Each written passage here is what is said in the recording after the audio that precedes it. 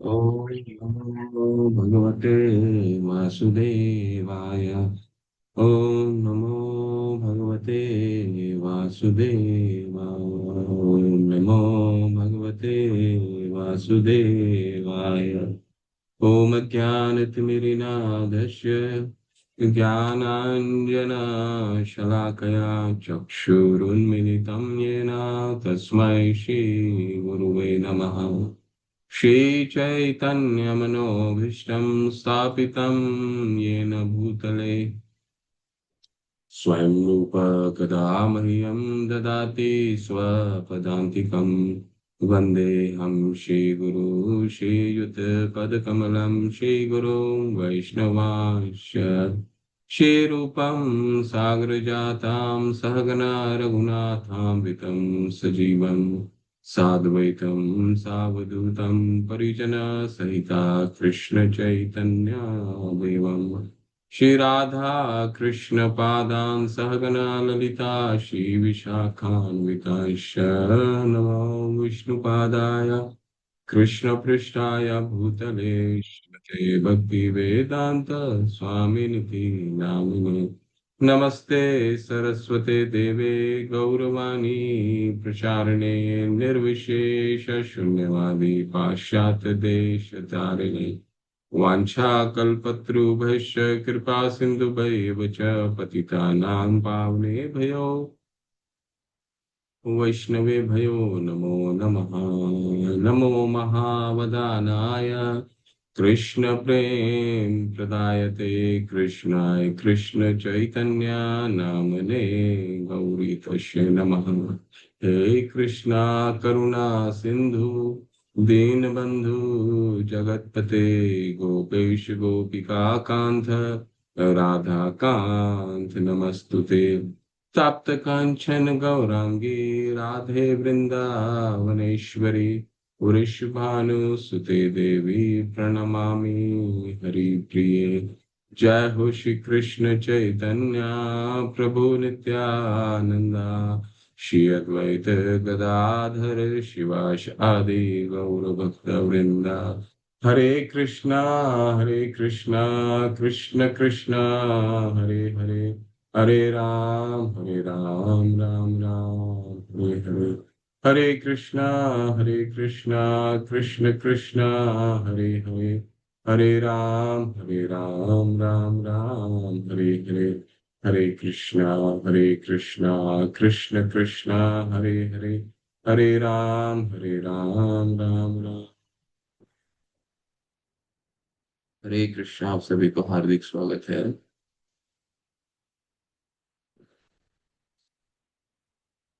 हरे कृष्णा कृष्ण कृष्णा हरे हरे हरे राम राम राम हरे हरे।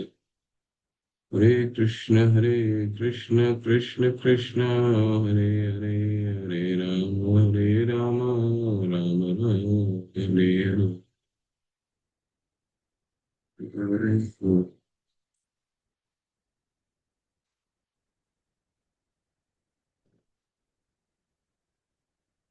हम अपने श्लोका को रिवाइज कर लेते हैं। पुरुषं प्रकृतिस्थो हि भुङ्क्ते प्रकृति जान् गुणान् कारणं गुणसङ्गस्य सत्सद्योनिषु जन्मसु उपदृष्टानुमन्ता च भर्ता भोक्ता महेश्वरः परमात्मेति चाप्युक्तो देहिऽस्मिन् पुरुषः परः। मां च यो अव्यभिचारेण भक्ति योगेन सेवते सः गुणान् समतीत्य तान् ब्रह्म भूयाय कल्पते। ममैव अंशो जीवलोके जीवभूता सनातनः मनःषष्ठानि इन्द्रियाणि प्रकृतिस्थानि कर्षति सर्वस्व चाहं हृदि सन्निविष्टो मत्तः स्मृतिर्ज्ञानमपोहनं च वेदैश्च सर्व अहमेव वेद्यो वेदान्तकृतदैव द्विदेव चाहम् ब्रह्मभूत प्रसन्नात्मा न शोचति न काङ्क्षति समः सर्वेषु भूतेषु मद्भक्ति लभते पराम्। भक्त्या माम् अभिजानाति यावञ्च अस्मि तत्त्वतः ततो मां तत्त्वतो ज्ञात्वा विश्लेतदन्तरम् मन्मना भव मद्भक्तो मद्याजी माम् नमस्कुरु ममेवैष्यासि सत्यं ते प्रतिजानि प्रियोऽसि मे सर्वधर्मान् परित्यज्य माम् एकं शरणं व्रज अहं त्वां सर्वपापेभ्यो मोक्षयिष्यामि मा शुचः। हरे कृष्ण कृष्ण कृष्ण हरे हरे हरे राम राम राम हरे हरे हरे कृष्ण कृष्ण कृष्ण हरे हरे हरे राम राम राम हरे हरे। तो हम 15वें अध्याय में थे। तो 15वें का हम 6 से 7 श्लोक हमने कंप्लीट किया था। उसको दोबारा आज देखते हैं, इसके बाद फिर हम आगे बढ़ते हैं। ठीक है। तो 15वें अध्याय में हमने सबसे पहला कहा क्या पढ़ा है, ये पुरुषोत्तम योग है। तो सबसे पहला भगवान ये पूरे दृश्य जगत को एक उल्टे बरगद के पेड़ के रूप में हमें समझाते हैं। ठीक है, बोलते हैं क्या है कि जो ये पेड़, जो ये जो पृथ्वी है वो क्या है, वो ये जो भौतिक जगत है, पृथ्वी नहीं, ये जो भौतिक जगत है वो क्या है, वो आध्यात्मिक जगत का प्रतिबिंब है। उदर मूलम अधम शाखम अश्वत्थ प्राहुर अव्ययम छंदांशी प्रणानी यत्स वेद स वेदविद। जो इसको जान जाता है कि ये प्रतिबिंब है, और प्रतिबिंब, थोड़ा सा मेरा गला बैठा हुआ है इसलिए कई जगह मैं आपको पढ़ने के लिए बोलूंगा तो आप लोग हाथ खड़े करके इसको पढ़िएगा। ठीक है। तो यहाँ पर बताया गया है कि पहले श्लोक में बताया है कि हम प्रतिबिंब में ही अपनी तस्वीर ढूंढने का प्रयास न करें। इसीलिए इस बरगद की पेड़ को उल्टे, पूरे भौतिक जगत को एक उल्टे आध्यात्मिक वृक्ष की प्रतिबिंब के रूप में भगवान ने स्थापित किया। ठीक है। तो ये जो प्रतिबिंब है, ये जो वृक्ष है, ये कहाँ फलता है, जड़ कहाँ है, सबसे उच्च लोक में, क्योंकि वहीं से सारे कुछ की उत्पत्ति होती है। ब्रह्मा ब्रह्मा जी क्या है, वो गौण सृष्टि करता है।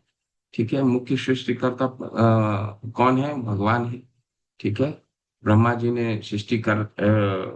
ने फिर इसके बाद गौण सृष्टिकर्ता, सेकेंडरी क्रिएटर, तो वहां से सारा ये जो वृक्ष है वहीं से शुरू होता है और अंततः कहाँ होती है, पूरे ब्रह्मांड में रहता है, ये 14 जगत में रहता है। तो जैसे जैसे जो व्यक्ति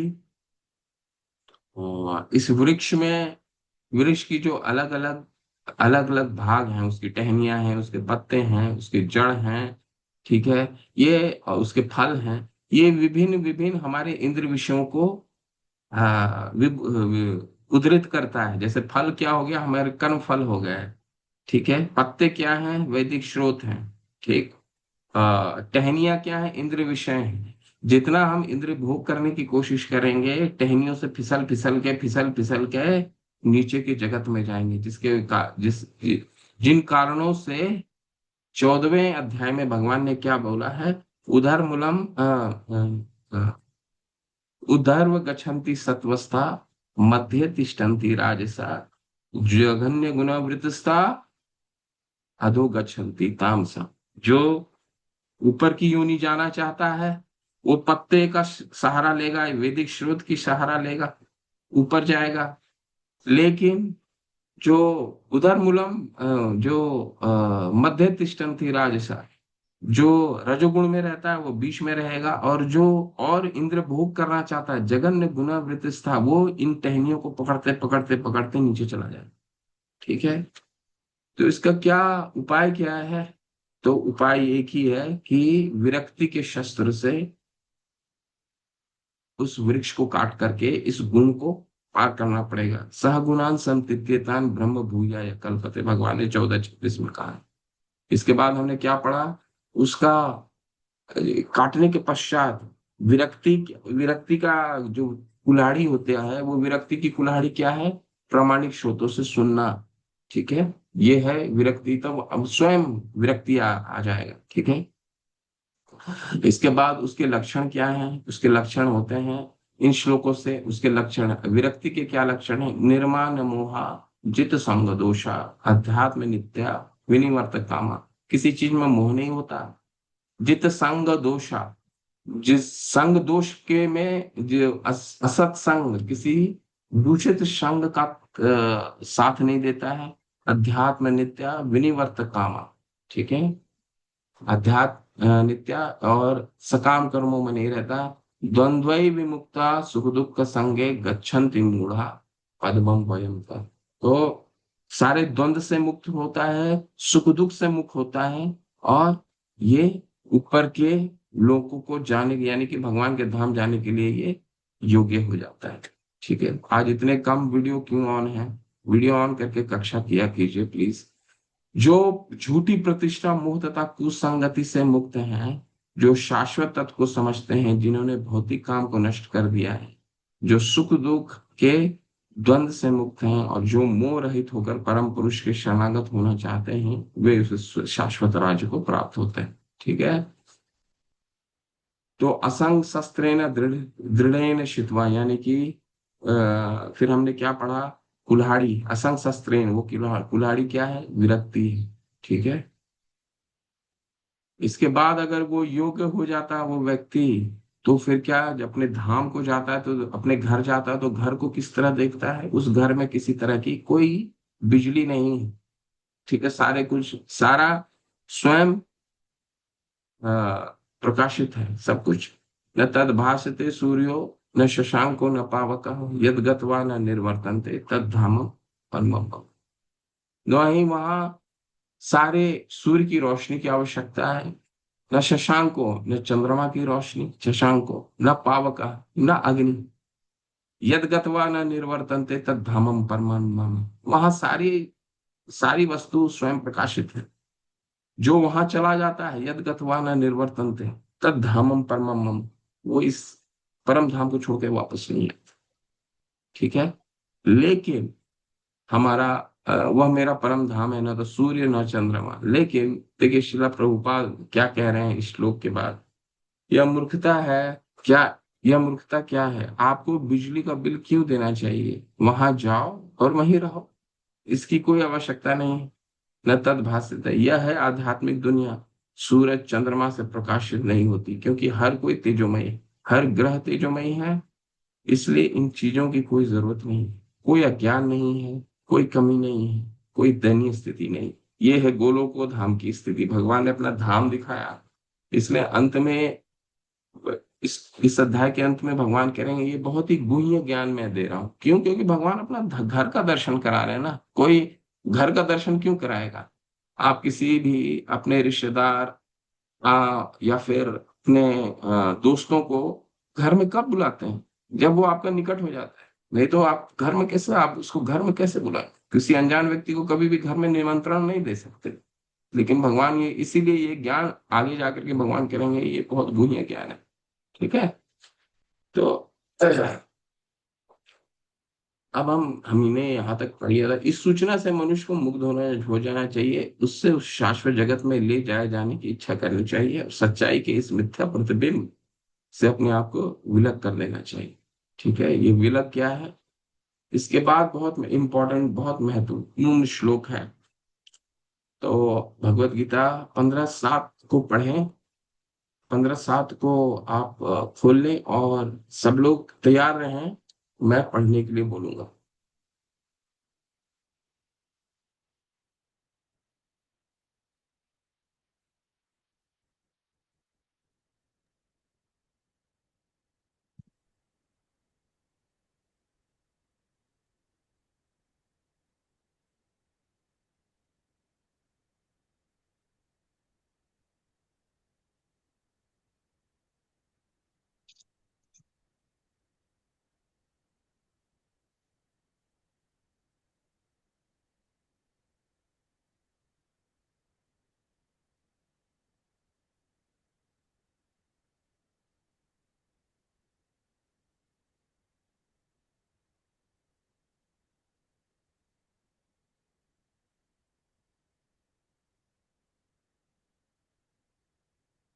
लोग बहुत महत्वपूर्ण है, और इसमें बहुत सारे सिद्धांत हैं जो आपको जानने जरूरी है। ममैव अंशो, देखिए ये 15वां अध्याय में क्या भगवान ने, अभी तक क्या हमने पढ़ा, भगवान ने इस पूरे भौतिक जगत को उल्टा वृक्ष की तरह दिखाया, बोला कि इसमें फंसने की जरूरत नहीं है, नहीं तो ऊपर से नीचे फिसलते रहोगे, कभी स्वर्ग की प्राप्ति की कामना करोगे, लेकिन इससे कोई फर्क नहीं पड़ने वाला है। क्या है कि स्वर्ग में जाने के बाद भी क्या होगा, क्षीणे पुण्य मर्त लोकम विशंति, वहां से भी गिर करके जब तुम्हारा बैंक बैलेंस खत्म हो जाएगा तो नीचे आ जाओ। ठीक है। इसलिए क्या उन्होंने कहा, इसलिए उन्होंने कहा कि तुम विरक्ति के शस्त्र से ही वृक्ष को काटो और ऊपर जाओ। ऊपर जाने के बाद क्या है, तुमको अपना धाम दिखेगा, और धाम में तुमको कोई कष्ट नहीं दिखेगा, वहां सब प्रकाशित है। बिजली का बिल देने की जरूरत नहीं है, सूर्य की किरण की आवश्यकता नहीं है, चंद्रमा की रोशनी की आवश्यकता नहीं है, इसलिए धाम जाओ। ठीक है। लेकिन अगले 3 श्लोकों में भगवान बताएंगे हमें कि किन कारणों से हम धाम नहीं जाने के लिए इच्छुक होते हैं। ठीक है। किन कारणों से हम धाम नहीं जाने के लिए इच्छुक होते हैं, तो अगला 3 श्लोक बहुत महत्वपूर्ण है। और इसके बाद भगवान बताएंगे कि इच्छुक पहले तो उन्होंने अपना घर दिखा दिया, घर दिखाने के बाद फिर अभी बताएंगे कि हम उस घर को जाने के लिए इच्छुक क्यों नहीं होते हैं। इसके बाद हम ऐसा क्या कर सकते हैं कि घर जाने की इच्छुक हो जाएं। और इसके बाद अंत में भगवान अपने बारे में बताते हैं कि ये पुरुषोत्तम क्यों है और इसको योग क्यों कहा गया, इससे जुड़ने से हमें क्या लाभ हो। ठीक। तो ये है पूरा सारांश इस पूरे अध्याय का। ममैवांशो जीव लोके जीव भूता सनातन। इसका क्या मतलब है, ममैव अंशो, क्योंकि तुम मेरे अंश हो। ठीक है। ममैव अंशो, यहाँ पे भगवान ने क्लियर कर दिया है, ममैव अंशो, ममैव अंशो जीव लोके जीव भूता सनातन, बहुत महत्वपूर्ण है। एक एक लाइन इसको अंडरलाइन कीजिए और समझिए कि भगवान क्या कह रहे हैं। सनातन का क्या मतलब है, सनातन मतलब शाश्वत, जिसका ना कोई आदि होता है ना अंत होता है। यानी कि भगवान कह रहे हैं कि तुम मेरे अंश हो, और ये अंश का ना कभी आदि होता है ना अंत होता है। हम जितने भी जीव हैं, उन जितने भी जीव हैं, यहाँ पे 84 लाख जीव योनियां हैं, इन सभी का कोई अंत नहीं है। जीव का कोई अंत नहीं है। शरीर का अंत है लेकिन जीव का अंत नहीं। जो अंदर में कपड़ा, कपड़ा चेंज हो सकता है, वासांसी जीर्णानि यथा विहाय, दूसरे अध्याय में भगवान कह रहे हैं। ठीक है। लेकिन ये जीव जो अंदर में है शाश्वत है। लेकिन मन षष्ठानी इंद्रिय प्रकृति स्थानी कर सकती। भगवान यहाँ अपना दुख प्रकट कर रहे हैं कि देखो धाम, इतना अच्छा धाम है, तुम्हारा घर है, जहाँ सूर्य बिजली रोशनी कुछ नहीं चाहिए, इसके बावजूद तुम क्या करते हो, बद्ध जीवन के कारण वे 6 इंद्रिय के घोर संघर्ष कर रहे हैं, जिसमें मन भी सम्मिलित है। क्या? भगवान कितने चिंतित दिख रहे हैं। ठीक है। तो कभी कभी जब हम भक्ति में आ जाते हैं तो हमें ये चिंता होने लग जाती है, हम 16 माला करने लग जाते हैं, तो सबसे बड़े पहले ये चिंता हम करने लगते हैं कि हमने तो 16 माला पकड़ लिया, लेकिन हमारे आसपास वाले कोई 16 माला नहीं कर रहे हैं, बहुत चिंतित रहते हैं। हमारे बच्चे नहीं पढ़ रहे हैं, पकड़ रहे हैं, हमें पति नहीं पकड़ रहा है, हमारा पत्नी नहीं पकड़ती, हमारे रिश्तेदार नहीं पकड़ते, हमारे दोस्त नहीं पकड़ते। हमें ये चिंता करने की आवश्यकता नहीं है, ये हमारा काम है ही नहीं। हमें क्या करना है, हम पहले अपना ब्रह्मांड भ्रमिते हमें अपना भारत भूमि ते हिले मनुष्य जन्म, यार जन्म सार्थक करो। पहले हम तो राधा रानी और कृष्ण को इस जन्म में देख लें, फिर दूसरे को उद्धार के बारे में सोचेंगे। ठीक है। क्यों? क्योंकि भगवान हमसे ज्यादा चिंतित है हर जीव के प्रति। मन षष्ठानी इंद्रियानी प्रकृति स्थानी कर्षति। ठीक है। बद्ध जीवन के कारण 6 इंद्रियों के घोर संघर्ष कर रहे हैं, जिसमें मन भी सम्मिलित। तो भगवान हम बहुत चिंतित है। ठीक है। तो इसमें से पढ़िए, आप लोग हैंड रेस कीजिए, पढ़िए, जो अंडरलाइन शब्द हैं उनको थोड़ा जल्दी पढ़िए, जो जल्दी पढ़ सकते हैं उसको पढ़िए।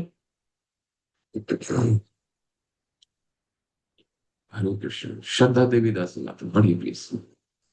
हरे कृष्ण प्रभु जी। ऐसा नहीं है कि जीवन में वह एक व्यक्तित्व धारण करता है और मुक्त अवस्था में वह परमेश्वर से एक कार हो जाता है। वह सनातन का अंश रूप है। यहाँ पर स्पष्टतः सनातन कहा गया है। वेद वचन के अनुसार परमेश्वर अपने आप को असंख्य रूपों में प्रकट करके विस्तार करते हैं, जिनमें से व्यक्तिगत विस्तार विष्णु तत्व कहलाते हैं और गौण विस्तार जीव कहलाते हैं। दूसरे शब्दों में विष्णु तत्व निजी विस्तार है और जीव विभिन्नांश है। अपने समांश द्वारा वे भगवान राम, नरसिंह देव, विष्णु मूर्ति तथा वैकुंठ लोक के प्रधान देवों के रूप में प्रकट होते हैं। विभिन्न अंश अर्थात जीव सनातन सेवक होते हैं। भगवान हरे के कृष्ण समाज माता, हरे सदैव कृष्ण विद्यमान। माता, हरे हरे कृष्ण माता। बस यहाँ तक पहले एक एक समझ लेते हैं, इसके बाद दूसरा पार्ट समझते हैं। आप जुड़े रहिएगा। ऐसा नहीं है, यहाँ पे क्या कह रहे हैं भगवान, देखिए इसको बहुत समझना जरूरी है। यहाँ क्या कहा, हम पहले श्लोक के पहले लाइन को समझ रहे हैं, ममेव अंशो। भगवान के हम अंश, भगवान कह रहे हैं मम्मी वे मेरे अंश हैं। तो कौन से अंश है? भगवान के दो तरह के अंश होते हैं, यहाँ पे चर्चा भी है। एक क्या है? स्वांश, जो भगवान स्वयं के रूप में प्रकट होते हैं। भगवान स्वयं के रूप में क्या किस तरह प्रकट होते हैं? विष्णु स्वांश अवतार कहा जाता है उनको। ठीक है, ये जितने भी अवतार आप देख रहे हैं वो भगवान के स्वांश अवतार है। राम, नरसिंह, विष्णु मूर्ति, वैकुंठ लोक, पुरुष अवतार, गुणावतार, ये सारे भगवान के स्वांश हैं। भगवान स्वयं के रूप में प्रकट होते हैं किसी विशेष उद्देश्य के लिए। और जीव है वो भी भगवान का अंश है। ये हमने 7वें अध्याय में भी भगवत गीता में पढ़ा है। ठीक है, तो लेकिन जीव क्या है? जीव विभिन्न अंश। इसलिए शिला प्रभुपाद कई जगह जीव को पार्ट एंड पार्सल कहते हैं। पार्ट एंड पार्सल का क्या मतलब होगा? विभिन्न अंश। अंश का मतलब हो गया, पार्ट एंड पार्सल भी है, और पार्ट भी है, और पार्सल विभिन्न भी है। विभिन्न किस तरह है? क्योंकि हम गुणात्मक दृष्टिकोण से भगवान से हमारी वो सारी गुण मिलते हैं। ठीक है, वो सारे गुण हैं। हम भी खुश होना चाहते हैं, भगवान आनंदोमय अभ्यसाद है, भगवान को आप दुखी देखेंगे नहीं। हम क्रोध आता है, क्रोध हमारा दिया हुआ नहीं है, भगवान क्रोधित होते हैं। आपने देखा नरसिंह देव कितने क्रोधित हो गए उनका, लेकिन क्रोध दिव्य है, हमारा क्रोध क्या है? भौतिक है। हम अपने नुकसान खुद कर लेते हैं। लेकिन हमारे में जो भी चरित्र पाए जाते हैं वो सारे के सारे भगवान के द्वारा, भगवान के चरित्र हैं। हमने, हमारे में कोई भी ऐसी चीज नहीं है जो हमारी स्वयं से उत्पत्ति होती है। तो इसीलिए हम अंश हैं, ठीक है, गुण के। लेकिन हमें फर्क क्या है, ये अगले, ये दूसरे जो अभी माता पढ़ेंगे उसमें समझेंगे। जी माता पढ़िए प्लीज आगे। भगवान से जी पढ़िए, प्रभु भगवान जी। के श्वास। जी। भगवान के समाज सदैव विद्यमान रहते हैं। इसी प्रकार जीवों के विभिन्नांशों के अपने स्वरूप होते हैं। परमेश्वर के विभिन्नांश होने के कारण जीवों में भी उनके आंशिक गुण पाए जाते हैं, जिनमें से स्वतंत्रता एक है। प्रत्येक जीव का आत्मा रूप में अपना व्यष्टित्व तथा और सूक्ष्म स्वतंत्रता होता है, और इसी स्वतंत्रता के दुरुपयोग से जीव बद्ध बनता है और उसके सही उपयोग से वह मुक्त बनता है। दोनों ही अवस्थाओं में वह भगवान के समान ही सनातन होता है। मुक्त अवस्था में वह इस भौतिक अवस्था से मुक्त रहता है और भगवान के दिव्य सेवा में निरत रहता है। बद्ध जीव के में प्रकृति के गुण द्वारा विभूत होकर वह भगवान का दिव्य प्रेम भक्ति में को भूल जाता है। फलस्वरूप उसे अपनी स्थिति बनाए रखने के लिए इस संसार में अत्यधिक संघर्ष करना पड़ता है। हरे कृष्ण। देखिए, अब जो दूसरा, इस श्लोक का दूसरा लाइन है, मना शस्त्राणि इंद्रियाणि प्रकृति स्थानी कर्षति। तो यहाँ पे भगवान चिंता व्यक्त कर रहे हैं। क्यों? क्योंकि भगवान क्या है? स्वतंत्र है, स्वराट है भगवान। ठीक है, भगवान स्वराट है। भगवान किसी चीज से बंधे हुए नहीं है। वो गुण जीव में भी आता है। लेकिन ये क्या होता है, जीव यहाँ पे क्या लिख रहे हैं, जिनमें स्वतंत्रता एक है। अब इसी स्वतंत्रता का दुरुपयोग कर करके इच्छा द्वेष समुत्थेना द्वंद्व मोहेन भारत, 7वें अध्याय में कहते हैं भगवान कि ये जो स्वतंत्रता का दुरुपयोग करके हम इच्छा, स्वयं भगवान बनने की इच्छा हमारी जागृत होती है, और जिसके कारण द्वेष होता है।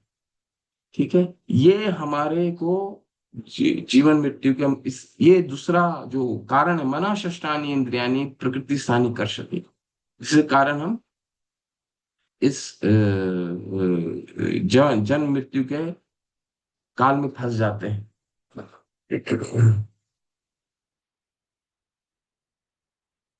कृष्ण बहिर्मुख, कृष्ण भूलिया जीव अनादिर बहिर्मुख, अतएव माया दे संसार दुख। ठीक है।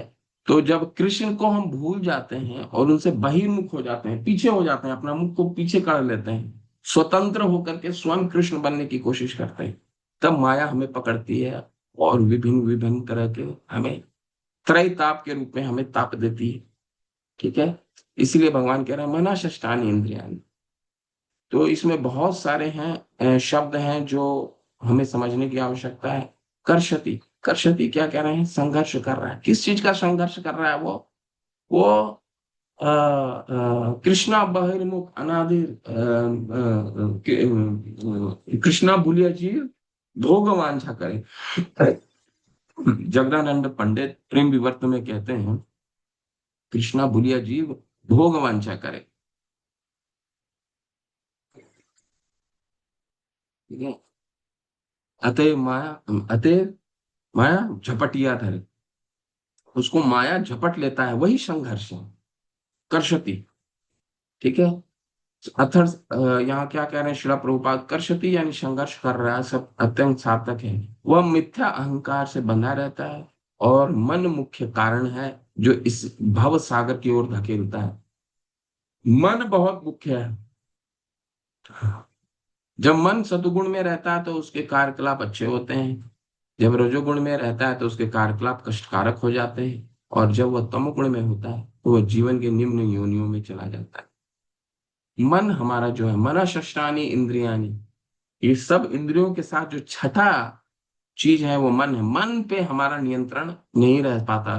भगवान ने भी, ये अर्जुन ने भी छठे अध्याय में कहा था ना कि मन को, जब उन्होंने भगवान ने ध्यान योग के विषय में पूरा वर्णन किया, तो अर्जुन ने बोला कि इस युग में तो अर्जुन जैसा पुरुष भी बोल रहा है जो गुणाकेश है, जिन्होंने अपने ज्ञान रूपी अज्ञान रूपी ज्ञान को अपने तपस्या से हर लिया था। ऐसा व्यक्ति क्या कह रहा है? ऐसा व्यक्ति कह रहा है कि मेरे से ये नहीं हो पाएगा। ठीक है। मैं इस मन को कैसे नियंत्रण करूं? तो मन जो है वो हमारा, मना षष्ठानि इंद्रियानि, भगवान कह रहे हैं कि मन, मन को अगर हमने नियंत्रण कर लिया, अब ये जो शिला प्रभुपाद ने हमने तपस्या दिया है, 4 नियमों पे निषेध करना, हालांकि बोलने के लिए बहुत ही सरल लगता है लेकिन इसको पालन करने में बहुत कठिनाई है, तपस्या है ये। ठीक है। और इसमें मन में नियंत्रण होना बहुत ही बहुत जरूरी है। ठीक है। मना षष्ठानि इंद्रियानि। जहां तक शारीरिक बनावट का प्रश्न है, अंश रूपी जीव तथा विष्णु मूर्ति विस्तारों में कोई अंतर नहीं होता, कोई अंतर नहीं होता। दूसरे शब्दों में भगवान की कृपा से मुक्त होने पर जीव को आध्यात्मिक शरीर प्राप्त होता है। तो हमने देखा है ना, अपने में आप में से कितने लोग अजामिल की कथा को जानते हैं? अजामिल की कथा कितने लोग जानते हैं? बहुत लोगों ने सुना हो। ठीक है। तो वहां पे क्या बताया गया कि जितने भी विष्णु दूत आए थे वो भगवान जैसे ही प्रतीत हो रहे थे। उनके भी 4 हाथ थे। क्यों? यहाँ पे भगवान कह रहे, यहाँ पे शिला प्रभुपाद कह रहे हैं आध्यात्मिक शरीर पाने के बाद अगर हमने अपने मन को नियंत्रण कर लिया, देखिए यहाँ पे बताया गया है कि जब जीव अपने इस भौतिक शरीर को त्यागता है और आध्यात्मिक जगत में प्रवेश करता है तो उसे पुनः आध्यात्मिक शरीर प्राप्त होती है, और जिसे वह भगवान का साक्षात्कार कर सकता है। मन पर नियंत्रण हो गया, मना षष्ठानि इंद्रियाणि कृति स्थानी कर सके, तो फिर आध्यात्मिक शरीर जो प्राप्त होगा वो भगवान के जैसा ही है। ठीक है। और ये हमने देखा भी। विष्णु दूत जो आए थे अजामिल की कथा में वो भगवान जैसे ही प्रतीत हो रहे थे। ब्रह्मदूत यमदूत ने देख करके अचंभित हो गए कि इतने सुंदर पुरुष को तो मैंने देखा ही नहीं कभी। है ना? तो शास्त्रों में जितने शिला प्रभुपाद ने जितना कुछ लिखा है सब शास्त्रों से उद्धृत है। तो ममेव अंश शब्द, आपको अभी एक श्लोक पूछूंगा, आपको किसको स्मरण है आपको बताना होगा। ममेव अंश शब्द भी अत्यंत सार्थक है, जिसका अर्थ है भगवान के अंश। भगवान का अंश ऐसा नहीं होता जैसे किसी पदार्थ का टूटा खंड। अंश का क्या मतलब होता है? कि भगवान से कुछ टुकड़ा निकल गया क्या, और भगवान में वो पूर्णता आ गई क्या? इसका मतलब ये है नहीं। तो शिला प्रभुपाद क्या बोल रहे हैं, भगवान पूर्ण है, कोई इतने भी अंश निकल जाए, ओम पूर्णमदः पूर्णमिदं पूर्णात् पूर्णम उदच्यते पूर्णस्य पूर्णमादाय पूर्णमेवावशिष्यते। भगवान पूर्ण है, उनसे कोई भी इकाई निकलने के बाद भी भगवान पूर्ण में रहते हैं, और जो इकाई निकलती है वो भी पूर्ण है अपने आप में, ये प्रकृति अपने आप में पूर्ण है। ठीक है। अब इसका श्लोक बताइए कहाँ आपने पढ़ा है, और श्लोक किसी को स्मरण है तो याद कीजिए, नहीं तो उसका वो बताएं, क्या नाम है, उसका मीनिंग बता दीजिए। हमने द्वितीय अध्याय में देखे हैं कि आत्मा के खंड नहीं किए जा सकते, इस खंड के भौतिक दृश्य से अनुभूति नहीं हो पाती। कहाँ पढ़ा है आपने इसको, कि आत्मा का खंड नहीं होता? क्या वो कौन सा श्लोक है? गुरु जी भगवान नैनम का अंश, संस्कृति। जी बोलिए। हरे कृष्णा प्रभु जी हरे कृष्ण। हाँ प्रभु जी नैनम छंदंत शस्त्राणि नैनम दहति पावक। इसमें आता है कि आत्मा के को काटा नहीं जा सकता है। जी। तो प्रभु ने बताया, नैनम छिन्दन्ति शस्त्राणि नैनम दहति पावका न चैन कले दयंतापो न सोचती मारुति। ना ही सुखाया जा सकता, नहीं काटा जा सकता है, नहीं जलाया जा सकता है। तो ये अंश, इसीलिए भगवान ने क्या बताया है इस श्लोक में, ये अंश जो है वो सनातन है। ठीक है। तो ये सनातन है, लेकिन ये पदार्थ की भांति नहीं है जिसे चाहो तो कितने भी खंड कर दो। लेकिन वह अंश जब शारीरिक बंधन से मुक्त हो जाता तो आध्यात्मिक आकाश में वैकुंठ लोक में अपना आदि आध्यात्मिक शरीर प्राप्त करता है। इसीलिए इसीलिए जीव को क्या कहा गया, तटस्थ शक्ति। इस पूरे तात्पर्य में जीव को तटस्थ शक्ति क्यों कहा गया है आपको पूरा पता चल जाता है। क्या, जब वो पदार्थ के जब वो पदार्थ के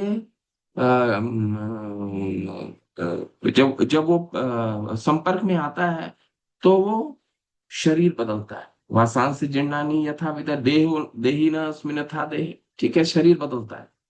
लेकिन जैसे ही वो उसमें आध्यात्मिक भगवान की शरण में जाता है वो, तो आध्यात्मिक शरीर प्राप्त होता है। इसीलिए जीव को क्या कहा जाता है कि जिस तरफ पलटेगा वो उस तरह का, इसे उसको मध्यस्थ, बीच की एनर्जी, बीच की शक्ति कहा जाता है, तटस्थ शक्ति। हालांकि है ये भगवान की आध्यात्मिक शक्ति। ठीक है। अप्रेयम इतस्तन्या प्रकृति वृद्धि में परा, भगवान ने 7वें अध्याय में कहा, ये जीव जो है ये मेरी आध्यात्मिक शक्ति है, परंतु भौतिक पदार्थ के चक्कर में आता है तो ये शरीर बदलने के कारण ये भौतिक हो जाता है, और जैसे ही ये भगवान के शरण में आता है ये आध्यात्मिक हो जाता है। ठीक है। तो अगले 3 जो श्लोक बहुत महत्वपूर्ण है। इस संसार में जीव अपनी देहात्म बुद्धि को एक शरीर से दूसरे में उसी तरह ले जाता है जिस प्रकार वायु सुगंधि को ले जाता है। पदार्थ के चक्कर में आएगा तो अपना शरीर बदलता रहेगा। ठीक है। इस प्रकार वह एक शरीर धारण करता है और इसे त्याग कर फिर दूसरा शरीर धारण करता है। ठीक है। और इस शरीर में इस प्रकार दूसरा स्थूल शरीर धारण करके जीव विशेष प्रकार का कान, आंख, जीभ, नाक तथा स्पर्श इंद्रियां, त्वचा प्राप्त करता है जो मन के चारों ओर संकुचित है। इस प्रकार वह इंद्र विषयों को एक विशिष्ट समुच्चय का भोग करता है। कहने का क्या मतलब है? कहने का मतलब है कि यहाँ पर शिला प्रभुपाद हमें समझा रहे हैं कि देखिए, माना भगवान ने क्या 7वें अध्याय में, अगले, मैंने क्या बोला, अगले 3 श्लोकों में भगवान हमें ये समझाने की कोशिश कर रहे हैं। जैसे उन्होंने अपना धाम दिखा दिया, धाम दिखाने के बाद वो चिंता व्यक्त किया उन्होंने, और वो बता रहे हैं कि क्यों जीव जो है वो मेरे में अपने धाम के प्रति आकर्षित नहीं होता है। मना षष्ठानि इंद्रियानि प्रकृति स्थानी कर्षतु। चूंकि ये मन और 5 इंद्रियों के साथ मिलकर षष्ठानि 6 हो जाते हैं, षष्ठानि, तो ये 6 मिल करके ये भौतिक भोग करते हैं, जिसके कारण कर्षति, कष्ट झेलते हैं। कष्ट झेलने के क्या होता है, वायुर गंधा निवेशना निवाशया, ये एक शरीर से दूसरा शरीर धारण करते हैं। कभी मनुष्य का शरीर मिल गया, कभी कुत्ते बिल्ली का शरीर मिल गया, कभी देवताओं का शरीर मिल गया, अच्छा कार्य किए। तो शरीर बदलते रहते हैं, ठीक है, जिसके प्रभाव और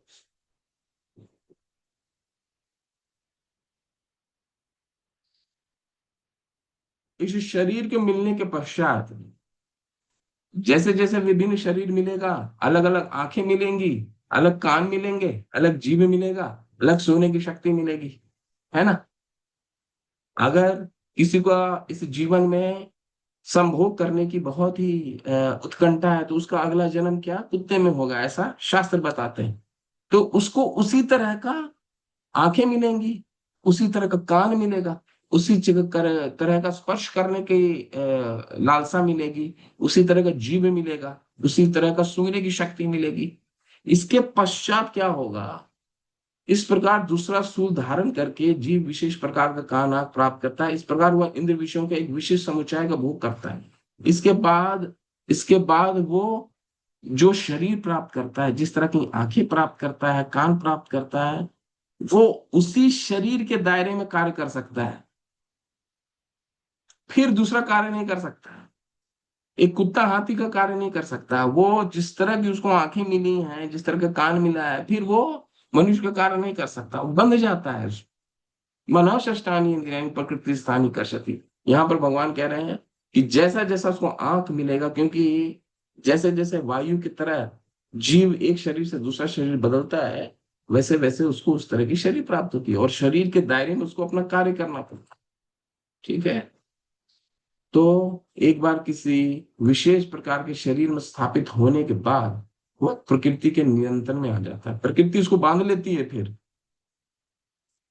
ठीक है। वो फिर उसी शरीर के अनुसार कार्य करना, क्योंकि शरीर पदार्थ होने के कारण प्रकृति के नियमों के अनुसार कार्य करता है। उस समय जीव के पास उस कानून को बदलने की शक्ति नहीं होती। अगर जानवर पशु कानून को नहीं बदल सकते, प्रकृति के कानून के, कुत्ता शास्त्र नहीं पढ़ सकता, शुकर शास्त्र नहीं पढ़ सकता, ठीक है। तो इसीलिए भगवान चिंतित है। मना षष्ठानी इंद्रियानी प्रकृति स्थानी कर्षति। मनुष्य का जन्म मिला है, अगर इसका हमने उपयोग नहीं किया, दूसरा अगर योनि प्राप्त हो गई, तो प्रकृति हमें बाध्य कर देगी कि जो शरीर प्राप्त हो रहा है उसी के अनुसार कार्य। अब आपको समझ में आ रहा होगा कि भगवान इतने चिंतित क्यों है।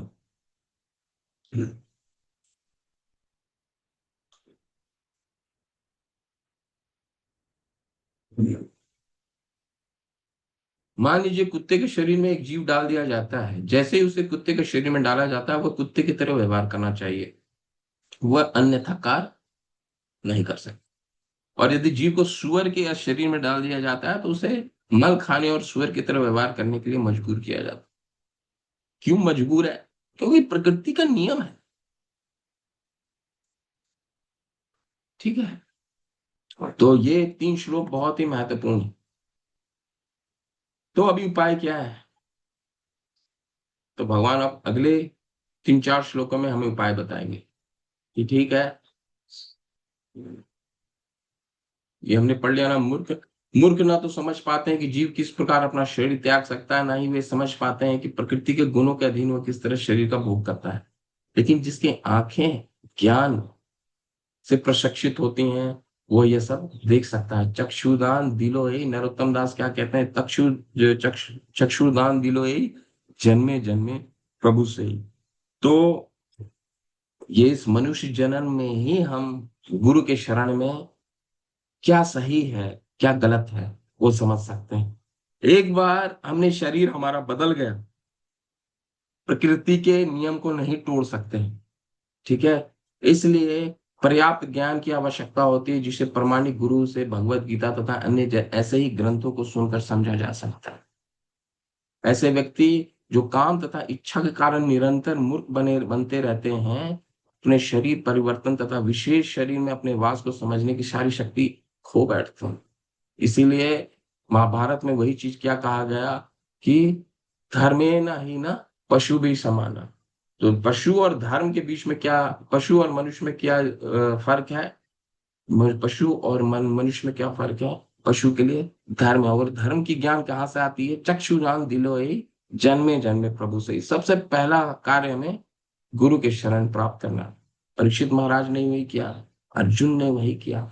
व्यास देव जैसे शक्ति आवेश भगवान के शक्ति के रूप में वो आए थे, उन्होंने भी नारद मुनि का शरण ग्रहण किया। जब वो विचलित थे, सारे ग्रंथ को उन्होंने लिख दिया था, इसके बाद उनके मन में वो संतोष नहीं आ रहा था, तो उन्होंने भी गुरु का शरण लिया। तो हमें जीवन से क्या सीखते हैं? गुरु का शरण आवश्यक है, तभी हमें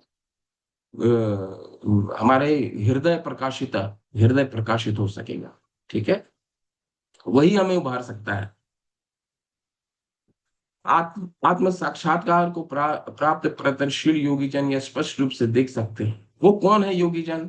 जो गुरु के शरण लेते हैं। लेकिन जिनके मन विकसित नहीं है और जो आत्म साक्षात्कार को प्राप्त नहीं है, वे प्रयत्न करके भी यह नहीं देख पाते कि क्या हो रहा है। ठीक है, वो नहीं देख पाते। लेकिन उसके लिए भी भगवान अब उपाय बताते हैं कि ठीक है, नहीं देख पा रहे हो तो क्या है, अब क्या करो। भगवान बहुत, 4 श्लोक इतने महत्वपूर्ण हैं जो भगवान, जिनको जो ये नहीं समझ पाते, जिनको गुरु का शरण नहीं ले पाते, जो ये कुछ नहीं समझ पाते, उनके लिए भी भगवान उपाय करते हैं। तो अगले 4 श्लोक में भगवान हमें बताएंगे कि वो ब्रह्मांड स्तर पे हमारी कैसे मदद करते हैं, व्यक्तिगत स्तर पे हमारी कैसे मदद करते हैं। अगर उन मदद को, हम भगवान को उस रूप में देख लें, तो अगर हम गुरु की शरण नहीं भी लें तो भगवान की महानता को हम समझ सकते हैं। यह ब्रह्मांड स्तर, पहला 2 श्लोक ब्रह्मांड स्तर में भगवान हमारी कैसे मदद करते हैं। यद आदित्य गतम तेजो जगत भाषते अखिलम यद चंद्रमसी चचाग्नो ततेजो विधिमामकम। सूर्य का तेज जो सारे विश्व को, अंधकार को दूर करता है, मुझसे ही निकलता है। 4:20 में 4:30 सूर्य का रोजाना उदय होना है। एक दिन सोच लीजिए कि सूर्य उदय पूरे दिन नहीं हुआ, हमारा दिन कैसा जाएगा? सोच करके देखिए, हमारी कल्पना से भी परे है। ठीक है, तो भगवान कह रहे हैं, अगर ब्रह्मांडीय स्तर पे तुमने हम ये समझ लिया कि ये सूर्य का तेज मेरे कारण है, जो मेरे कारण है, चंद्रमा तथा अग्नि का तेज भी मुझसे उत्पन्न होता है। ठीक है, दूसरा आप समझिए कि 24 घंटे सूर्य आपके मस्तिष्क के ऊपर है, तो कैसा महसूस होगा? तो भगवान क्या कह रहे हैं? भगवान कह रहे हैं, मैंने चंद्रमा की रोशनी भी दी है, ताकि सूर्य का, जैसी सूर्यास्त होता है, वैसी चंद्रमा की चांदनी और उसके साथ ठंड आता है। तो ब्रह्मांड स्तर में हम इस चीज को समझते हैं, तो भगवान भगवान को समझने में हमें आसानी होती है। ये उनके लिए है जो प्रमाणिक गुरु के अभी शरण नहीं लिया है, ये इनके लिए। जो पिछले श्लोक में भगवान ने क्या बताया, वे प्रयत्न करके भी ये दिन नहीं देख पाते कि क्या हो रहा है। ठीक है, तो ये इनके लिए।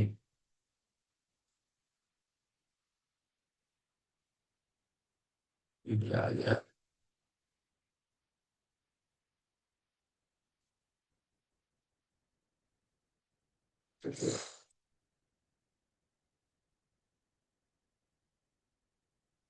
ठीक है, तो हम ये इसको समझने में हमारे लिए बहुत आसानी है। अज्ञानी मनुष्य ये नहीं समझ पाता कि सब कुछ कैसे घटित होता है, लेकिन भगवान ने यहाँ पर कुछ बतलाया है, उसे समझ समझ कर ज्ञान प्राप्त किया जा सकता है। बहुत सरल है। भगवान भगवान हमारे आसपास है, इसको समझना बहुत ही सरल है। प्रत्येक व्यक्ति सूर्य, चंद्रमा, अग्नि तथा बिजली देख सकता है। उसे यह समझने का प्रयास करना चाहिए कि चाहे सूर्य का तेज हो या चंद्रमा, अग्नि अथवा बिजली का तेज, ये सब भगवान से ही उद्धृत है। सरल हो गया ना भगवान को समझना। सूर्योदय के साथ ही मनुष्य के कार्यकलाप प्रारंभ हो जाते हैं। वे भोजन पकाने के लिए अग्नि जलाते हैं और फैक्ट्रियां चलाने के लिए वे अग्नि जलाते हैं। अग्नि की सहायता से उनके कार्य किए जाते हैं। देव सूर्योदय, अग्नि तथा चंद्रमा का चांदनी जीवों को अत्यंत सुहावने लगते हैं। तो भगवान को अपने आसपास समझना बहुत ही कठिन नहीं है, बहुत सरल है। और क्या भगवान बता रहे हैं? गामावश्य च भूतानि धार्यम अहम ओजसा पुष्णामि चौषधि सर्वा सोमो भूत्वा रसात्मा। ये ब्रह्मांड स्तर में भगवान हमारी मदद कैसे करते हैं। अभी भगवान इन 2 श्लोकों के बाद व्यक्तिगत रूप से आ जाएंगे मदद के लिए। मैं प्रत्येक लोक में प्रवेश करता हूँ, कैसे प्रवेश करते हैं भगवान? ये पृथ्वी कैसे चल रहा है? 24 घंटा हर बार होता है, 12 घंटे का दिन, 12 घंटे की रात्रि। तो जब तक भगवान इसमें प्रवेश नहीं करते हैं तब तक ये अपने स्थिति में चल कैसे रहा है? हम कितनी भी शक्ति लगा लें, सैटेलाइट को पहुंचाने में हमें चंद्रमा के आसपास कितना विषम परिश्रम करना पड़ता है। आधा से ज्यादा दर्जन सैटेलाइट तो ऐसे ही ध्वस्त हो जाते हैं। लेकिन तो हमारे बनाए हुए सैटेलाइट तो चंद्रमा तक पहुंचने में बहुत ही मुश्किल से पहुंचता है, एक दो पहुंचता है, वो चंद्रमा के चक्कर काटता है और हमें पर्याप्त ज्ञान देता है। तो सोच करके देखिए, इस ब्रह्मांड में कई ग्रह अपने ग्रह में चक्र काट रहे हैं, तो अपने आप से तो नहीं हो सकता ना। तो भगवान यहाँ साफ बता रहे हैं कि मैं हर में प्रवेश करता हूँ, उसको सारे लोग अपनी कक्षा में स्थित रखते हैं। भगवान उस पर चलाते हैं, तभी हमको जो 12 घंटे का दिन होता है, 12 घंटे की रात्रि होती है। ठीक है, सोच करके देखिए कि ये अगर तेज होता है तो कितना हमारा आंधी तूफान आने लग जाता है। अगर यही पृथ्वी और तेज घूमती तो क्या होता हमारे आंधी तूफान हमारा शायद ये यहाँ पे उस तरह का जीव होता ही नहीं। ठीक है, और दूसरी लाइन में क्या कह रहे हैं यहाँ पे, पुष्णामी चौषधि सर्वा सोम बुधवार सात्मका, मैं चंद्रमा बनकर समस्त वनस्पतियों को जीवन रस प्रदान करता हूँ। समस्त रस भगवान हमारे, जब हम खाने के लिए बैठते हैं, सोच करके देखिए, कल्पना कीजिए कि हमारे प्लेट में सुबह दोपहर शाम जितनी बार हम खाते हैं एक ही तरह का खाना हो, हर दिन एक ही तरह का खाना हो, कितने दिन खा सकते हैं? खा सकते हैं क्या? नहीं खा सकते। तो क्या भगवान करते हैं? भगवान विविधता लाते हैं। वो कैसे? चंद्रमा की रोशनी से विभिन्न विभिन्न वनस्पतियों का अलग अलग स्वाद प्रदान करते हैं। ठीक है, भिंडी की स्वाद अलग होगी, गोभी की स्वाद अलग होगी, आलू की स्वाद अलग होगी, फलों की स्वाद अलग है। तभी हमारे जीवन में विविधता आती है। तो ब्रह्मांड स्तर पे भगवान हमारे इस तरह से मदद करते हैं। और इनको समझना कि भगवान हमारे आसपास है बहुत ही सरल है। विभिन्न व्यंजन से हम समझ सकते हैं, अलग अलग रस से समझ सकते हैं। गेहूं का आटे का स्वाद अलग है, चावल का स्वाद अलग होता है। ये कहाँ से आता है? सोमो भूतवा रसात्मका, वनस्पतियों के जीवन रस प्रदान करता हूं। इसमें बहुत सारे सिद्धांत है, इसको आप पढ़िए और अच्छे से पढ़िए, इसको अंडरलाइन कीजिए। मैं इतने डिटेल में नहीं चाहूंगा, हमारे पास उतना समय नहीं है, लेकिन ये तात्पर्य बहुत ही महत्वपूर्ण है इसका। अब भगवान व्यक्तिगत रूप में आ गए। अभी तक तो 2 श्लोकों में ब्रह्मांड स्तर पे बात कर रहे थे, व्यक्तिगत रूप में भगवान किस तरह हमें मदद करते हैं वो देखिए। हम वैश्वनरो भूतवा प्राणी नाम देहमाश्रिता प्राण अपान समायुक्त पंचामयम चतुर्विधम। एक एक शब्द को अंडरलाइन कीजिए, ये सब महत्वपूर्ण है। भगवान यहाँ क्या कह रहे हैं? मैं समस्त जीवों के शरीर में पांचन अग्नि वैश्वानर हूं। वैश्वानर, वैश्वानर का क्या मतलब है? पांच अग्नि, जो हमारी जटाग्नि होती है ना, जो हमारे खाने को पचाते हैं। हम खाने से पहले ये भी नहीं सोचते हैं कि ये खाना पचेगा। हमारे हाथ में खाना पचाने की शक्ति है। ये तो हमारा पेट कैसे क्यों खराब होता अगर शक्ति होती है हमारे पास तो। हम बस खाने की, हम जीव की लालसा से हम खाना, जीव के कारण हम खा लेते हैं, लेकिन पचाने की शक्ति भी नहीं है। भगवान कहते हैं ये वैश्वानरो भी मैं हूं, व्यक्तिगत रूप में मैं खाना पचाता हूं। मैं श्वास प्राण प्राण प्राण पान समायुक्त हूं।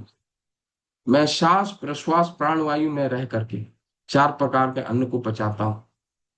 कितनी बार सांस लेना है, कितना बार सांस छोड़ना है, ये हमारे नियंत्रण में है? नहीं है।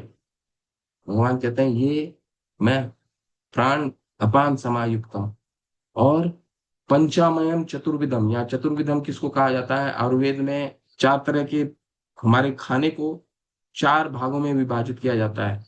चूसने वाला, चाटने वाला, पीने वाला, चबाने वाला, इसको चतुर्विधम बोलते हैं। ठीक है, 4 प्रकार, चाटने वाला, चूसने वाला, पीने वाला और चबाने वाला। भगवान कह रहे हैं कि ये जो 4 प्रकार जितने भी आप खाने को ले लीजिए, खाना पीना जितना भी है, इन 4 भागों में आयुर्वेद जो है इन 4 चीजों को में विभाजित करता है। ठीक है। भगवान कह रहे हैं कि व्यक्तिगत रूप में खाना भी तुम नहीं पचा सकते हो, खाना भी मैं पचाता हूँ। ठीक है। और भगवान क्या कहते हैं, ये बहुत महत्वपूर्ण है, आपके मेमोराइजेशन श्लोक है, आपके याद करने वाले, कि मैं तुम्हारे हृदय में रहता हूँ, सर्वस्व शाम हृदय सन्निविष्टो मत्त स्मृतिर ज्ञानम अपोहनम च, तुमको स्मृति देता हूँ, ज्ञान देता हूँ, और क्या देता हूँ, विस्मृति भी देता हूँ। विस्मृति का क्या मतलब है, भूलने की शक्ति। नहीं भूलेंगे तो हम अप्रिय घटना, हमारे जीवन, हम तो जीना मुश्किल हो जाएगा। बहुत लोग बोलते हैं हमारा पूरा पूर्व जन्म तो हमें याद ही नहीं है, कैसे कह सकते हैं। भगवान अगर पूर्व जन्म की याददाश्त हमें दे दिए होते तो हम ये जीवन जी ही नहीं पाते। सोच करके देखिए। तो भगवान क्या करते हैं, हमें भुला देते हैं, विस्मृति भी देते हैं, भूलने की शक्ति भी भगवान देते हैं। हमारे इस जीवन को देखिए, हमारे जीवन में कई अप्रिय घटनाएं होती हैं, हमारे आसपास कई अप्रिय घटनाएं होती हैं, तो हमने क्या बोलते हैं, समय के साथ ये चीजें आप आगे बढ़ जाइए, समय आपको हील कर देगा, आपके घाव को भर देगा। लेकिन ये समय क्या है, काल कलो अस्मिन लोक क्षय कृत प्रविदो। भगवान ने 11वें अध्याय में कहा है ना कि ये जो काल है वो भी मैं हूँ, समय टिक टिक घड़ी जो टिक टिक कर रहा है वो भी मैं। तो ये विस्मृति जो आती है काल के साथ, भूलने की शक्ति, ये भी एक बहुत महत्वपूर्ण योगदान है हमारे जीवन। पूर्व जन्म से इसलिए हमें याद नहीं रहता, भगवान हमें बहुत कुछ भुलाने के लिए जरूरी है हमारे जीवन को जीने के लिए। ठीक है। तो और क्या भगवान करते हैं, मैं प्रत्येक जीव के हृदय में आंसू ने मुझ में स्मृति था विस्मृति। दूसरे में क्या करते हैं, दूसरे में हमें हमें किस तरह मदद करते हैं, वेदेश सर्वा हमें वेद्यो वेदांत कृतवे द्विदेव चाह। मतलब ये हुआ कि मैं वेद देता हूँ। शक्तवेश अवतार के रूप में व्यासदेव ने हमें वेद भी दे दिया। वेद का क्या मुख्य उद्देश्य है, यहाँ पर भगवान कहते हैं वेदेश सर्वा अहमेव वेद्यो, मुझे जानना ही वेद का लक्षण है। वेद का और कोई लक्षण नहीं है। स्मार्त ब्राह्मण आपको जाकर के कई लोग बोलेंगे वेदों में ये लिखा है, वेदों में ये लिखा है। भगवान यहाँ साफ कह रहे हैं अहमेव वेद्यो, मुझे जानना ही वेदों का उद्देश्य है, और कुछ नहीं है। जितने भी वेद है, शास्त्र हैं, इसलिए भगवान को ही जानने के लिए। ठीक है। अगर हम वेद पढ़ते हैं तो क्या होता है, भगवान ने हमें इस भौतिक जगत में शास्त्र दे दिया। क्या क्या भगवान ने नहीं दिया, ब्रह्मांड स्तर पे हमारे लिए सूर्य चंद्रमा दिया। इसके बाद भगवान ने हमारे विभिन्न तरह के वनस्पति दिए, विभिन्न विभिन्न रस प्रदान किया, हमारे खाने को पचाते हैं, हमारे हमें ज्ञान देते हैं, हमें भूलने की शक्ति देते हैं, हमें शास्त्र देते हैं ताकि उन शास्त्रों को पढ़ें पर्याप्त ज्ञान के द्वारा, और फिर हम अपने उस विरक्ति के शास्त्र से काट करके निर्माण मोहा जित संग दोषा अध्यात्म नित्य विनिवर्त कामा वाली योग्यता को प्राप्त करनी। ठीक है। इसलिए भगवान कितनी मदद करते हैं। तो जो नहीं भी समझता है, भगवान कहते हैं कि ये इन चीजों को अगर समझ ले तो भी वो मेरे तक पहुंच सकता है। वेद क्या करते हैं, वेद लोगों को सही दिशा बताती है। ये मैनुअल है, वेद क्या है, मैनुअल है, जीवन जीने का तरीका है, जिससे वे समुचित ढंग से अपने जीवन ढाल सके और भगवान के धाम को वापस जा सके। भगवान इतने पूर्ण हैं कि बद्ध जीव के उद्धार हेतु वे उनके अन्न के प्रदाता एवं पाचक हैं, उसके कार्यकलाप के साक्षी हैं तथा वेदों के रूप में ज्ञान के प्रदाता हैं। वे भगवान श्री कृष्ण के रूप में भगवत गीता के शिक्षक हैं। वे बद्ध जीव द्वारा पूज्य हैं, जिस प्रकार ईश्वर सर्व कल्याणप्रद तथा सर्वदमाए। ठीक है। ये बहुत श्लोक तात्पर्य बहुत महत्वपूर्ण है, कई चीजें डिस्कस कर सकते हैं परंतु हमारे पास समय नहीं है उतना। ठीक है।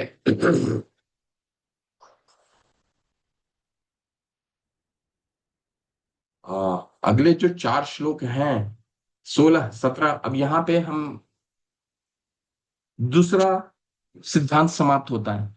भगवान ने हमें समझा दिया, पहले तो भगवान ने हमें वृक्ष दिखाया प्रतिबिंब के रूप में, कि इस पे को काटो और तुम गुणातीत बन के मेरे पास आओ। फिर अपना धाम भी दिखाया कि देखो, अगर तुम मेरे पास आ जाते हो तो क्या होगा, यहाँ पे कोई बिजली की जरूरत नहीं है, सब कुछ अपने आप प्रकाशित है। लेकिन फिर चिंता व्यक्त की, ठीक है, कि देखो मन षष्ठानि इंद्रियाणि, तुम मेरे अंश भी हो, लेकिन तुम ये प्रकृति स्थानी कर सती ये झूठ मूठ का तुम पांच इंद्रियों के साथ, मन के साथ, मन को नियंत्रण नहीं कर पाते हो। इसलिए तुम क्या करते हो, तुम भौतिक भोग में अलग अलग शरीर पाते हो। ठीक है, वायु वायु गंधा निवेश, जिस तरह वायु एक सुगंध को दूसरी जगह लेके चली जाती है, इसलिए मन को नियंत्रण नहीं करने के कारण हम एक शरीर से दूसरे शरीर, दूसरे शरीर से तीसरे शरीर में चले जाते हैं। ठीक है, तो भगवान फिर समझाते हैं कि रुको, उनको और भी समझाता हूँ। फिर भगवान हमें बताते हैं कि वो हमारी मदद कैसे करते हैं, ब्रह्मांड स्तर में कैसे मदद करते हैं। ठीक है, और व्यक्तिगत रूप में भगवान हमारी कैसे मदद करते हैं, ठीक है, ये बताते हैं। शास्त्र हमें देते हैं, खाने पचाने में मदद करते हैं, सूर्य और पृथ्वी की रोशनी देते हैं, विभिन्न विभिन्न वनस्पति देते हैं, उसके विभिन्न विभिन्न रस देते हैं, जीवन में विविधता लाते हैं, ज्ञान देते हैं, विस्मृति देते हैं। ठीक है, हमारे हृदय में रहते हैं। ठीक है, ये देते हैं, करते हैं भगवान। अब 16 से 20 में पुरुषोत्तम योग क्यों है ये, और इससे जुड़ने से हम इससे क्यों जुड़े, इसको पुरुषोत्तम योग क्यों कहा। आपके आपके प्रश्न था ना, आप में से किसी ने प्रश्न किया था कि इसको पुरुषोत्तम योग क्यों कहते हैं। बहुत ध्यान से सुनिए कि अभी जो हम अगले 3 श्लोक पढ़ने वाले हैं, ये श्लोक वेदांत से लिया गया है। ठीक है, जीव दो प्रकार के हैं, शुद्ध तथा अशुद्ध। तो आपने तो कहा जीव तो सनातन है, तो भगवान यहाँ कह रहे हैं कि जीव दो प्रकार के कहां से हो गए, इसको समझिए, च्युत और अच्युत। तो भौतिक जगत में प्रत्येक जीव च्युत क्षर होता है, और आध्यात्मिक आध्यात्मिक जगत में प्रत्येक जीव अच्युत कहलाता है। वही जीव अगर भौतिक संसर्ग में आ गया तो क्या हो गया, बहिरंगा शक्ति के चक्कर में आ गया, क्या पदार्थ के चक्कर में आ गया, तो क्या हो गया, च्युत हो गया, यानी उसका वो टेम्पररी हो गया।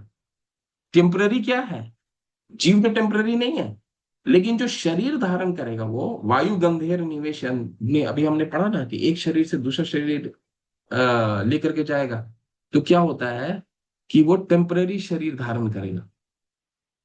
लेकिन जैसे ही भगवान की शरण लेगा तो वो क्या होगा, वो अच्युत, अच्युत का क्या मतलब है, परमानेंट, जिसका कभी भी पतन नहीं, आध्यात्मिक, फिर उसे आध्यात्मिक शरीर प्राप्त होगी। तो इसलिए शास्त्रों में क्या कहा गया है, जीव दो प्रकार के हैं, जो भौतिक जगत के पदार्थ के संपर्क में आएगा वो च्युत हो जाएगा, नया नया शरीर धारण करेगा। देखिए, इस संसार में संघर्षरत सारे जीव मन तथा 5 इंद्रियों से युक्त जीव वाले हैं, जो परिवर्तनशील है।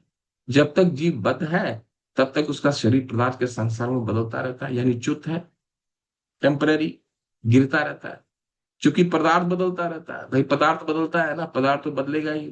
ठीक है, इसलिए जीव बदलता प्रतीत है, लेकिन आध्यात्मिक जगत में शरीर पदार्थ से नहीं बनता होता, अतएव उसमें परिवर्तन नहीं होता। भौतिक जगत में जीव 6 परिवर्तन से गुजरता है। क्या परिवर्तन है 6, ये सब में पढ़ाया जाता है। ये जीव गोस्वामी द्वारा तत्व संदर्भ से लिया गया है। जन्म, वृद्धि, अस्तित्व, प्रजनन, क्षय तथा विनाश। कोई भी जीव इन 6 प्रक्रियाओं से गुजरता है। जन्म लेता है, बढ़ता है, मेंटेन करता है, बच्चे पैदा करता है, क्षय होता है, और मृत्यु को प्राप्त होता है। इसमें हर जीव इसीलिए शुद्ध है। कोई भी जीव में ये चीजें पाई जाएंगी। जन्म होगा उसका, बढ़ेगा, अपने आप को मेंटेन करेगा, कुछ पैदा करेगा, बच्चे पैदा होंगे, फिर वृद्धावस्था आएगी, डिक्लाइन होगा, और छठा मृत्यु को प्राप्त करेगा। तो इसलिए च्युत हो गया। लेकिन जैसे ही आध्यात्मिक शरीर प्राप्त करेगा, ये 6 परिवर्तन से, ये 6 परिवर्तन तो आ ही नहीं सकते। ठीक है, इसीलिए च्युत और अच्युत कहा गया है। इन दोनों के अतिरिक्त एक परम पुरुष परमात्मा है जो साक्षात अविनाशी है।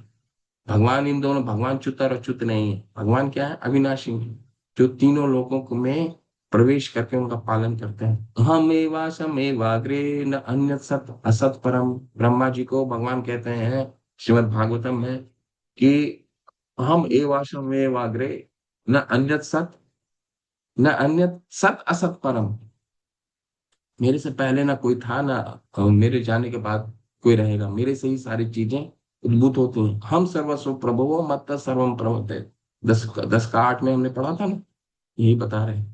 नित्यो नित्यानाम चेतनश चेतना नाम, यानी कि ये एक वो बहुना नाम यो विदधाति कमान। भगवान नित्य हैं और नित्यों में भी नित्या नाम है भगवान।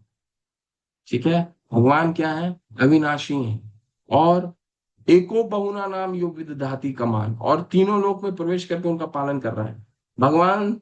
एको बहुना नाम, भगवान एक हैं और बहुना नाम सबका पालन करते हैं। सबके लिए है इस प्रकृति में, इस ब्रह्मांड में ऐसा कोई व्यक्ति नहीं, ऐसा कोई जीव नहीं है जिसके लिए भगवान ने उसको पालन के लिए, उसके लिए चीजें छोड़ नहीं रखी है।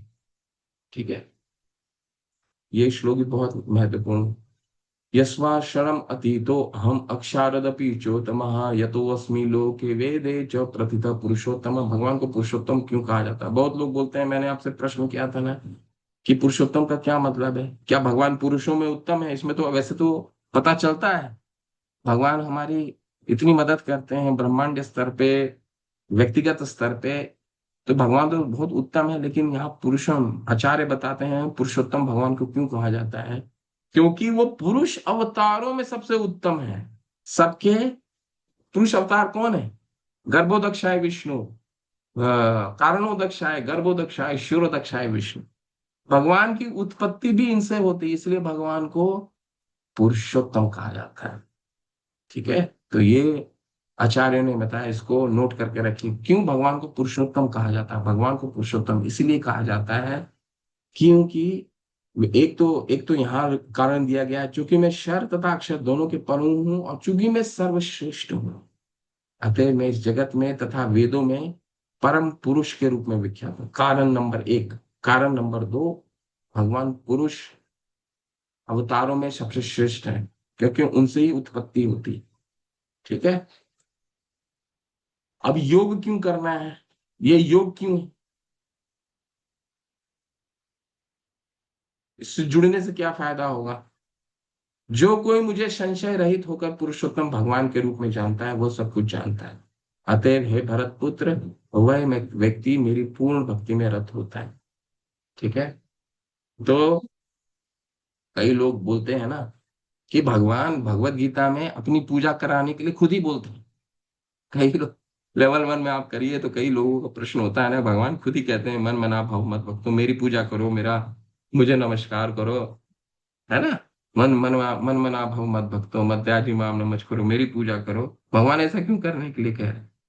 तो भगवान इसका उत्तर यहाँ पे दे रहे हैं क्योंकि हमारा हमारा हित चाहते हैं ना। 18वें अध्याय में भगवान ने क्या कहा है? सर्वगुह्यम तमम शीनु में परमम वच इष्टो असी में दृढ़मति वैक्षामि ते हितम। ये तुम्हारे हित के लिए है, ये तुम्हारे हित के लिए है, इसलिए मैं तुमको कह रहा हूं कि मन मना भाव तुम मेरी नमस्कार करो, तुम मेरी पूजा करो, मेरी, ये हमारे हित के लिए भगवान कह रहे हैं। ठीक है, और अगर इस योग में हम जुड़ते हैं तो ये हमारा हित है, इसलिए भगवान कह रहे हैं जो सब कुछ जानता है। अतएव हे भरत पुत्र, वह व्यक्ति मेरे पूर्ण भक्ति में रत होता है, इसमें हमारा हित होता है। अगर एक पिता अच्छा कार्य है, पिता अगर डॉक्टर है, पिता अगर बहुत अच्छा है, तो अपने अपना पुत्र को भी वही बनाने की चेष्टा करता है, तो किसमें क्या गलत है? क्योंकि उससे उसका उद्धार होता है उसके पुत्र का। ठीक है, तो वही इसीलिए भगवान कह रहे हैं वैक्षामी में ते हिता, इस योग से जुड़ो, तुम्हारा हित होगा। जन्म कर्म च में दिव्यम यो वेति तत्वतः तत्वा देहम पुनः जन्म नैति मामिति सो अर्जुन। दोबारा तुम्हारा जन्म नहीं होगा।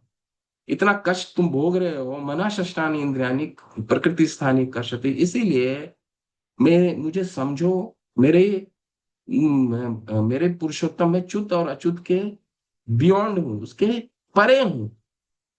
अगर उसको तुम समझ गए, इसके समझने के अलावा कुछ नहीं, लेकिन केवल सुकोरों की तरह सुनना पर्याप्त नहीं है। मनुष्य को चाहिए कि अधिकारियों से समझे। ऐसा नहीं कि केवल सुख चिंतन ही करता रहे, हम अपने से भक्ति नहीं कर सकते। दूसरा, हमें अवैष्णव मुखोद्गृणम, यानी कि जो वैष्णव नहीं है उनके मुख से भी नहीं सुनना है। ठीक है। न तो सर्को शिष्टम यथा पाया, भगवान उपनिषद में कहा गया है कि हमें अवैष्णवों से नहीं सुनना है, केवल और केवल वैष्णव और अपने वैष्णवों से सुनना है। भगवत गीता, श्रीमद् भागवतम। मनुष्य को विनीत भाव से भगवत गीता से सुनना चाहिए। और सारे जीव भगवान के अधीन है। जो भी इसे समझ लेता है वही श्री कृष्ण के अनुसार कथा अनुसार वेदों के प्रयोजन को समझता है, अन्य कोई नहीं समझता। ठीक है। ये अंतिम श्लोक है, इसके बाद थोड़ा सा पीपीटी देखेंगे। हे अनग, यह वैदिक शास्त्रों के सर्वाधिक गुप्त अंश है। क्यों गुप्त अंश है? मैंने बताया आपको, क्योंकि भगवान हमें अपना घर दिखाते हैं ना। तो जब तक आप निकट नहीं हो जाते हैं भगवान के, किसी के, तो भगवान घर क्यों दिखाएंगे? दूसरा, भगवान अपने बारे में स्वयं बता रहे हैं कि मैं तुम्हारे को ब्रह्मांडीय स्तर पे, व्यक्तिगत स्तर पे किस तरह मदद कर रहा हूं, जिसे मैंने अप्रकट किया है। जो कोई इसे समझता है वह बुद्धिमान हो जाएगा और उसके प्रयास पूर्ण होंगे। बस इसको समझना ही है कि हमारे आसपास भगवान जो कुछ कर रहे हैं उसमें भगवान का हाथ है। खाना पचाने में भी भगवान का हाथ है। प्लेट में खाना रखते हैं, उसमें विभिन्न विभिन्न रसें हैं, उसमें भी भगवान का हाथ है। ठीक है। तो भगवान सूर्य के समान है और अज्ञान अंधकार है। जहां सूर्य विद्यमान है वहां अंधकार का प्रश्न ही नहीं उठता। अतएव जब भी प्रमाणिक गुरु के मार्गदर्शन में के अंतर्गत भक्ति की जाती है तो अज्ञान का प्रश्न ही नहीं उठता।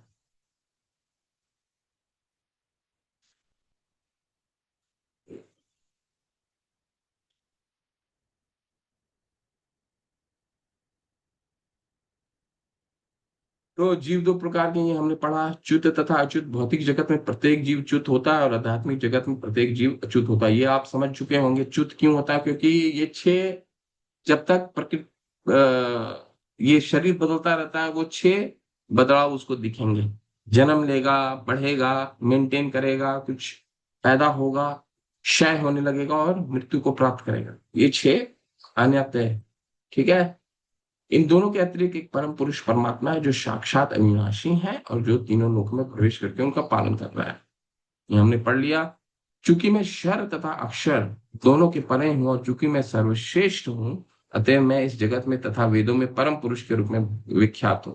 ठीक है। तो ये हमने पढ़ा। जो कोई भी मुझे संशय रहित होकर पुरुषोत्तम भगवान के रूप में जानता है वह सब कुछ जानता है। अतएव वे भरत पुत्र, यह व्यक्ति मेरे पूर्ण भक्ति में रत होता है। भगवान की अगर हम दिव्यता को समझ जाते हैं, भगवान कितने महान हैं, तो हमें भगवान से जुड़ने में मदद मिलती है। मनुष्य को विनीत भाव से भगवत गीता को सुनना चाहिए। कि सारे जीव भगवान के अधीन है। जो भी इसे समझ लेता है वही श्री कृष्ण के कथानुसार वेदों के प्रयोजन को समझता है, अन्य कोई नहीं समझता। ठीक है। अतएव हे भरत पुत्र, वह व्यक्ति मेरी पूर्ण भक्ति में रत होता है। इस अध्याय के प्रथम 5 श्लोक में हृदय की इन्हीं दुर्बलताओं से अपने को मुक्त करने की विधि का वर्णन है। सबसे तात्पर्य के अंतिम श्लोक के तात्पर्य के अंतिम अनुच्छेद को आप निष्कुश रूप से एक एक शब्द को अच्छे से अंडरलाइन करके पढ़िए। 5 श्लोकों के हृदय की इन्हीं दुर्बलताओं से अपने को मुक्त करने की विधि का वर्णन हुआ है। ठीक है। और छठे श्लोक से अंतिम श्लोक तक पुरुषोत्तम योग की विवेचना हुई। तो ये इस अध्याय को पुरुषोत्तम योग क्यों कहा गया है? 6 to 20, 6 से लेकर के 20 तक अगर आप पढ़ेंगे कि भगवान शुरू करते हैं कहाँ से, कि इसको विरक्ति के शस्त्र से काटो। इसके बाद भगवान हमें बताते हैं कि तुम मेरे अंश हो। ठीक है। ये सब पुरुषोत्तम योग की तरफ, क्योंकि भगवान अपने से जुड़ने के लिए हमें समझा रहे हैं कि तुम कष्ट भोग रहे हो, इसलिए मेरे से अगर जुड़ोगे तो ये सब कष्ट का निवारण हो जाएगा। इसीलिए ये पुरुषोत्तम योग कहलाता है। योग का मतलब क्या होता है? जुड़ना। ठीक है। तो ये हमारा अध्याय समाप्त होता है। तो भगवत गीता अध्याय 15 का एक सिंह वालों को प्रश्न किया। ठीक है, धर्म संदर्भ में और क्या कुछ है? जब तक जीव इस अंधकार में जगत में रहता है तब तक वह बहुत सुंदर है, पढ़िए इसको साथ में। जब तक जीव इस अंधकारमय जगत में रहता है तब तक वह बद अवस्था में होता है, लेकिन जो ही वह इस भौतिक जगत रूपी मिथ्या विकृत वृक्ष को काटकर आध्यात्मिक आकाश में पहुंचता है तो ही वह मुक्त हो जाता है। कैसे मुक्त हो जाएगा? जब हम भगवान को समझ जाएंगे, पुरुषोत्तम के भगवान पुरुषोत्तम है। तब वह वहां से वापस नहीं, तद धामम परमम मम, वो वापस नहीं आने वाला है। इस पद जीवन में जीव अपने को भौतिक जगत के साक्षात स्वामी मानता है, लेकिन अपनी मुक्त अवस्था में वह आध्यात्मिक राज्य में प्रवेश करता है और परमेश्वर का पार्षद बन जाता है। वहां पर वह सच्चिदानंद जीवन बिताता है। श्रील प्रभुपाद की जय। तो ये आपका पुरुषोत्तम योग पूर्ण हुआ। ये इस अध्याय को आपको कोशिश कीजिए, हर एकादशी में आप इसको अध्ययन कीजिए। अध्याय संख्या 12, अध्याय संख्या 15, ठीक है। ये बहुत महत्वपूर्ण अध्याय है, ठीक है। तो इसको निरंतर इसका अध्ययन करते रहिए और कोशिश कीजिए कि इसके सारे के सारे श्लोक हमें अगर याद ना भी हो तो नियमानुसार मतलब क्रमांक अनुसार हमें पता हो कि भगवान एक में क्या कह रहे हैं, दूसरे में क्या कह रहे हैं, तीसरे में क्या कह रहे हैं, चौथे में उन्होंने क्या कहा है, ये पुरुषोत्तम योग क्यों है। ठीक है, क्योंकि ये अध्याय में वो सारा निचोड़ हमें दिखता है जो पूरे भगवत गीता का है, सब कुछ दिखता है यहाँ। ठीक है, हरे कृष्णा। किसी का कोई प्रश्न है पूछ सकते हैं।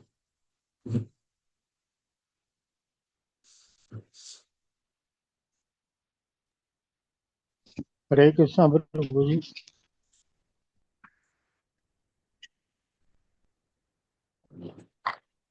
हरे कृष्ण, बोलिए प्रभु। हरे कृष्ण।